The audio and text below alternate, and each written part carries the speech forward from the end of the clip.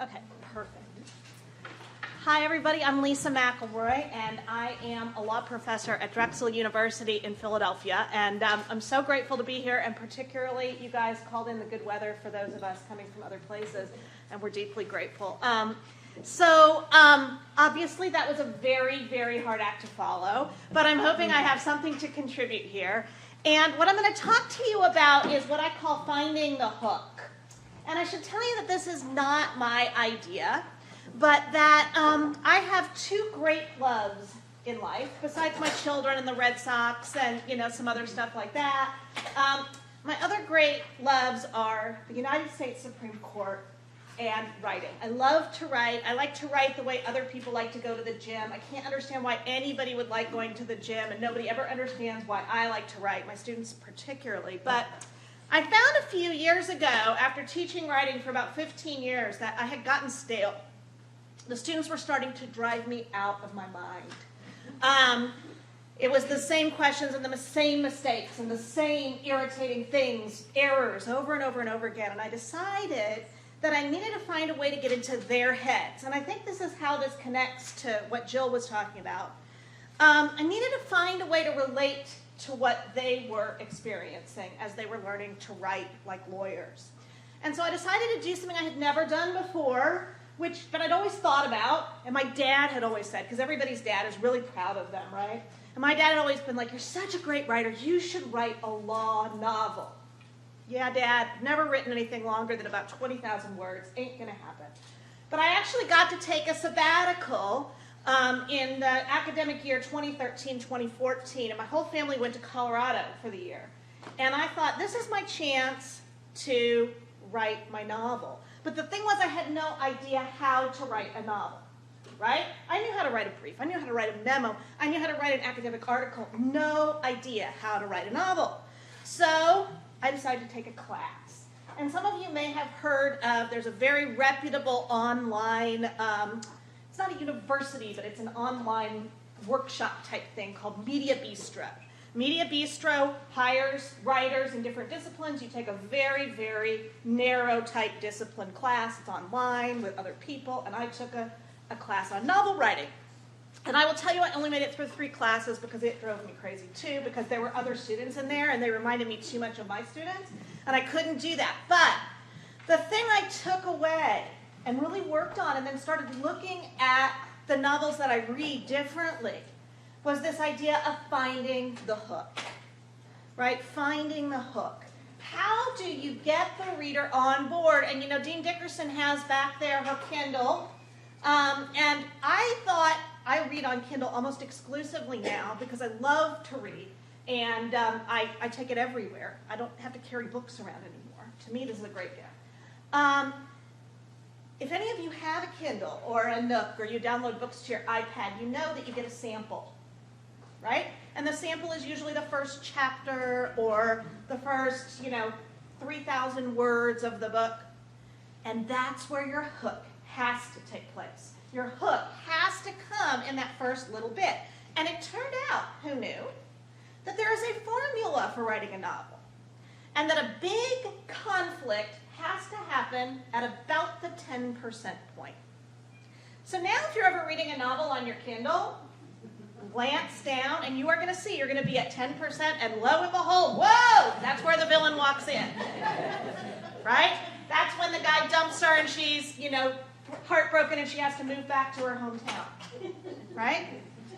By the way, at 80% is where the novel should climax, and then the last 20% is resolution, and I'm telling you guys, look at it. It's unbelievable. It'll be exact. It won't be 79%. It'll be 80%.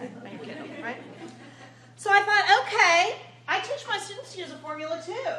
I teach them to do classic IRAC, right? State the issue, state the rule, apply that rule to the facts. So I believe in formulas, actually, but what I also believe is that you can be creative within the formula. And so I'll just tell you that my book is called Called On. It's about the first year of law school, and I hope I found the hook. Sometimes it takes you a little while to find the hook. But what I want to talk to you about for legal writing, because, of course, I could then import all this back into what we do as lawyers, and I will tell you, I've had the best teaching year this year that I've ever had, And I think it's because I get them now. Because this was so hard to do. So hard. It was easy to get a first draft out. But then it was so hard to make it any good after that, right? So finding the hook, I think, in legal writing really comes back to my other great love. And my other great love is the United States Supreme Court. Does anybody know what the motto over the front of the Supreme Court is? And I'm not going to say the front entrance because it is no longer an entrance. You all may know that the front doors have been locked and you cannot walk up the steps and go in the front door anymore. But does anybody know what the motto across the top is? Mark, what's the motto? Equal justice under law. By the way, can I just tell you how happy my children are that they are not here at this event today, because they will change the subject at the dinner table. Mommy's going to talk about the Supreme Court again. Zoe, what's your boyfriend up to? Right? Because, God, this is boring for them. But equal justice under law, that fascinates me. What does equal justice under law mean? Does it mean that justice is literally under law, that we start with law first and then we look to justice? Does it mean that everybody gets equal justice and the law is a tool? So I start every class I teach now with putting up a picture of the Supreme Court and asking the students, what does that mean? And they all have different ideas, and a lot of them are ideas I hadn't thought about before. And sometime, maybe at the reception, I'll tell you something I did not know. The Chief Justice told my students this, why that is the motto of the Supreme Court, and it's incredibly disappointing. You'll be devastated when you hear one. Okay? But I think that in legal writing, our hook has to revolve around either law or it has to revolve around justice. And depending on what side we're on, and depending on how we view the issue, we are going to approach it from a legal hook or from a justice hook. And that is going to be the theme that we carry through. So what I'd like to do is I'd like to give you an example, and this is actually in, I think, chapter 3 of my book. It's the very first class in law school. And this is the very first class I teach in law school. And no, my protagonist is not me, but of course she's me, right? Right? Of course she's me. Because we write what we know. So getting back to what Jill said, we have to know these people, right? We have to know who they are. And then we have to find the hook to bring them to life in the story that we're telling. So I want to tell you about the Summer Olympics.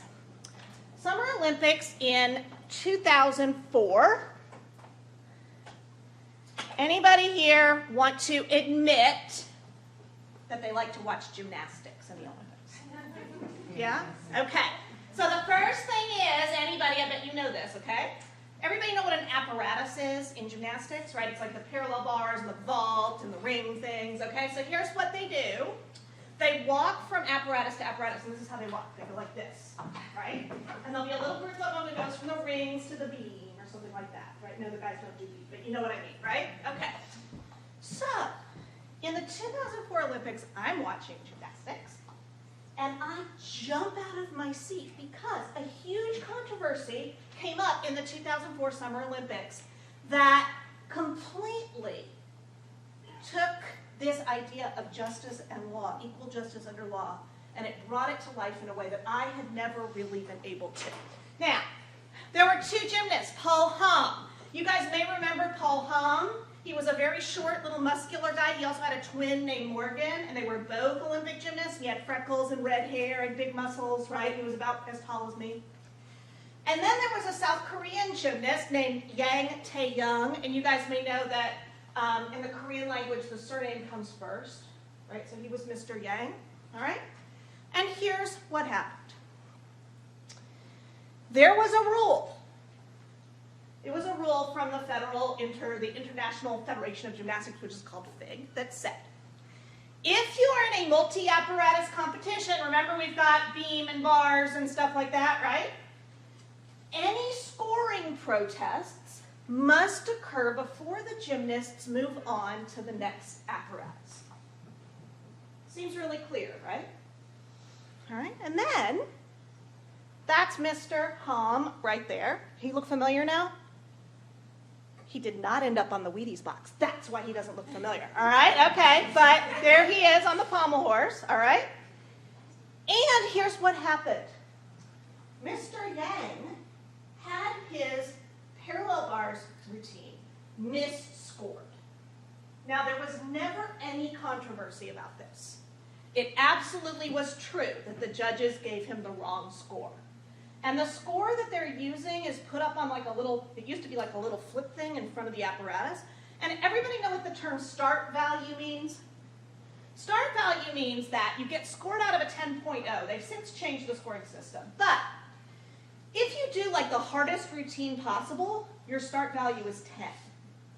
If you do a slightly less difficult routine, your start value might be 9.8, right? So you're always choosing between doing a really hard routine and maybe you mess it up, or doing a really good routine, but it doesn't have as high a start value, right? So Mr.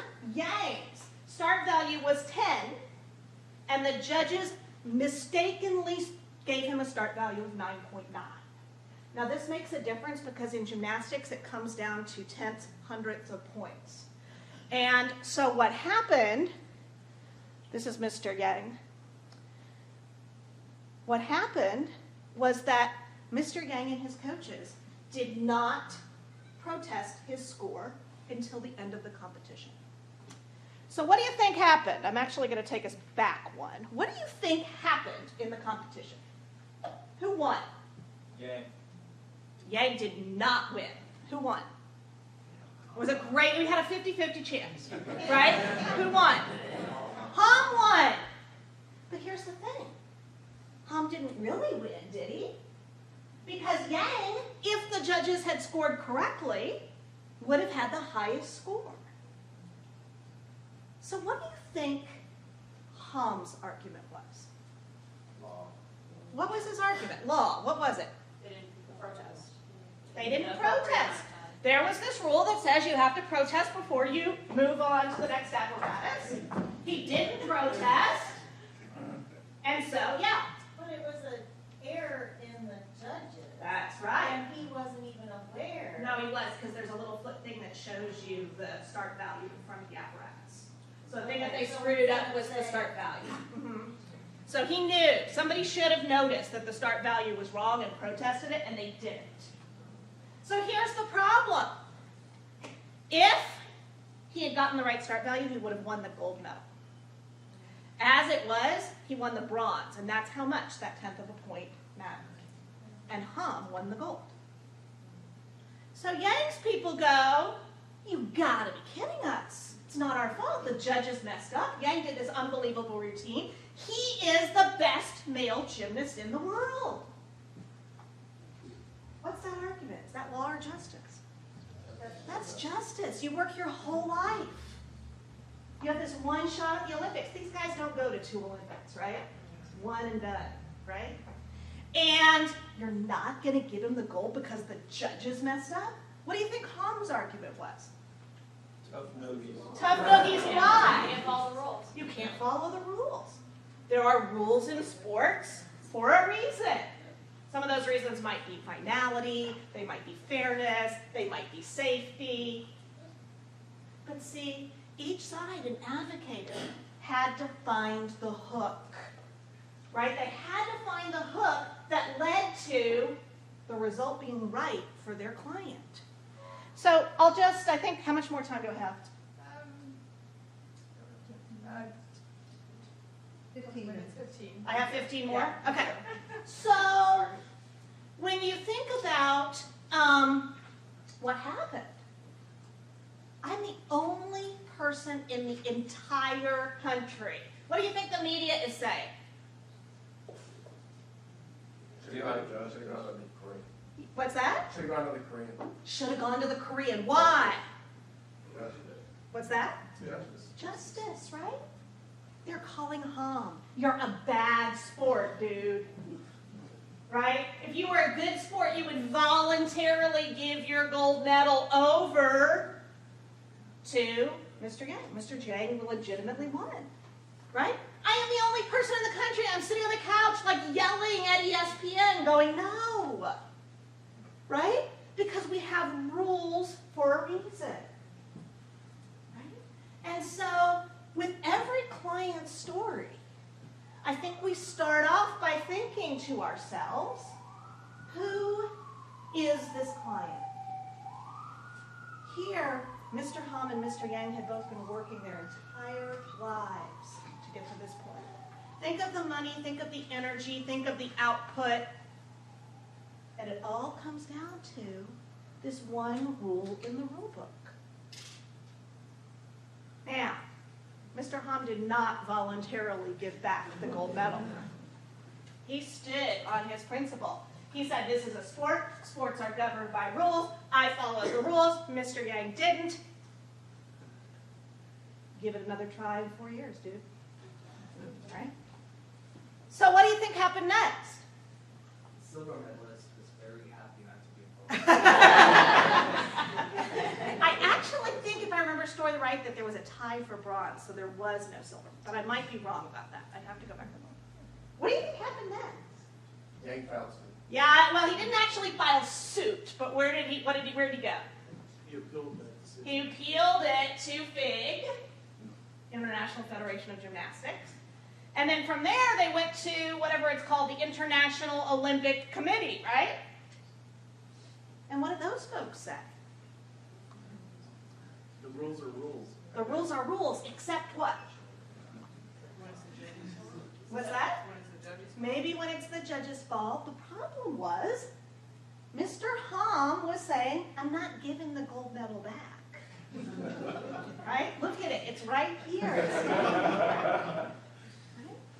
And so they were kind of stuck because he was kind of right. And they couldn't go and snatch the gold medal around from around his neck. So they encouraged him. You know, in the interest of sport. There's actually an award given at the Olympics for the best sportsmanship, and it's always given to somebody like, it originally was given because there was a bobsled race, and in the finals of the bobsled, one team had a screw come off of their bobsled, so their bobsled would not function, and another team gave them a screw. Who do you think won? Wow. Yeah? Right? The team that wouldn't have, the Jamaicans, right? The Jamaicans. Excellent answer. Right? So they said, come on, Mr. Hom, can't you be a good guy here? And Mr. Hom said, nope. And that is why you didn't recognize him, because that's why he didn't get on the Wheaties box. You know who did get on the Wheaties box? No, Yang didn't. Wouldn't that have been nice? I don't know if they have Wheaties in South Korea. I'm pretty sure that Wheaties only uses American athletes. I'm not positive, but I'm pretty sure, right? It was that young woman, 10 minutes left, okay. It was that young woman, do you guys remember her? I think her name was... Caitlyn Jenner? It was not Caitlyn Jenner. Or Bruce Jenner, or any Jenner. He was on this. He was at some point, yes, but not in 2004. That is true. What was her name? Carrie Strug, thank you. The gymnast. Are you guys looking this up? Because now you want to know what happened, right? Carrie Strug, she was the one who did the vault and she broke her ankle and she went and did the other vault again anyway. And then the U.S. gymnastics team for the women won. And her coach Bella Caroli was like, yeah, you're a tough girl because I'm a totally abusive coach and this is what I taught you to do. That's a broken ankle, right? Okay, so she got on the Wheaties box, but Hom, he was a bad guy. Right? He was a bad guy. So sometimes the bad guys have to argue law because that's the tool they have in their arsenal. That's their hook. And I guess I would ask the judges that are here who spoke to us earlier, does a law hook persuade you? A law hook can be very persuasive. Using the rule, using the text is the only way to get us past justice because we are all emotional beings. Right? I want to read you something that I was thinking about. After I heard Jill, I'm very hesitant to talk about characters because she's so good at talking about characters. But let me just read you this. This is on the website. Anybody know an author named Madeleine L'Engle? She died a few years ago. Most famously, she wrote A Wrinkle in Time, which is the best book in the universe, and if you haven't read it, you should. But she also kept journals, which were published in the 70s. And I first read this when I was maybe a teenager, and it's always stuck with me, so I thought I would share it with you. It says, I first became aware of myself, as Pascal's reed. Man is only a reed, the feeblest reed in nature, but he is a thinking reed. When I was 7 or 8 years old. We lived in an apartment on East 82nd Street in New York. My bedroom window looked out on the court, and I could see into the apartments across the street. So does everybody have this image? Right? One evening, she's 7 or 8, when I looked out, I saw a woman undressing by her open window. She took off her dress, stretched, stood there in her slip, not moving, not doing anything, just standing there, being. And that was my moment of awareness, of ontology. That woman across the court who did not know me and whom I did not know was a person. She had thoughts of her own. She was. Our lives would never touch. I would never know her name. And yet it was she who revealed to me my first glimpse of personhood. When I woke up in the morning, the wonder of that revelation was still with me. There was a woman across the court, and she had dreams and inner conversations which were just as real as mine, and which did not include me. But she was there, she was real, and so, therefore, was everybody else in the world. And so, therefore, was I. I got out of bed and stood in front of the mirror and for the first time looked at myself consciously. I, too, was real, standing there, thin and gawky in a white nightgown. I did more than exist. I was. That afternoon when I went to the park, I looked at everybody I passed on the street, full of the wonder of their realness. She wrote that in 1972. And I think we've all had that moment, that medical, physical moment of ontology. Ontology is sort of the science of being. Physics are the science of being. And so I think that even though Jill and I have never met each other before today, we tend to think about these things in the same way. The first step is, this is a whole person, it's a round person, not a flat person. And I may never have encountered this person, I may never have encountered his world. But let's think about Mr. Yang for a minute. Asians who participate in sports. It's a different sports culture than it is here in the U.S., right? This is how you become in many Asian countries. You know, a superstar. You get money, you get recognition, you get fame, right? Think about the consequences for Mr. Yang. But then if we don't think of Mr. Hom as a human, if we don't use that as a hook, we can vilify him, absolutely. You didn't win. You didn't really win. How can you wake up in the morning and look at that gold medal on your shelf? Because you didn't really win. And maybe we think that about O.J. Simpson. Maybe he really did it. Maybe he won on a technicality.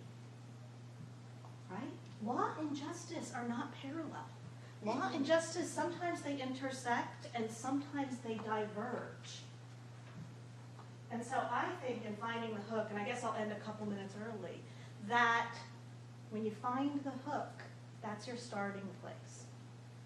And then we can really tell a client story. We can really develop a theme. We can really move forward. And maybe we win for our client simply because of that hook, that strategy we use at 10%. So thank you very much.